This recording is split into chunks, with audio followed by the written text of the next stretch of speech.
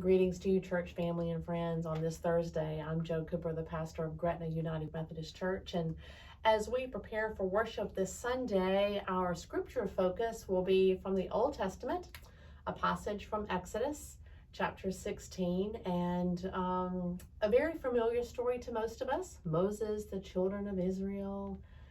But it's very possible that the scripture could take us in a direction that we've yet to consider.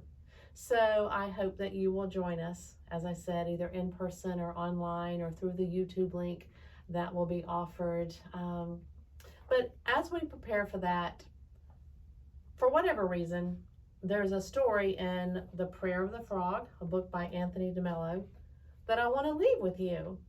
I'm not going to offer any commentary, just going to let the story speak for itself, and would love to hear your commentary on the story, what you think it means, what it's speaking to you at this moment.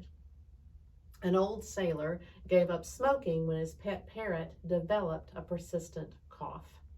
He was worried that the pipe smoke that frequently filled the room had damaged the parrot's health. He had a veterinarian examine the bird, and after a thorough checkup, the vet concluded that the parrot did not have pneumonia, was not suffering from secondhand smoke.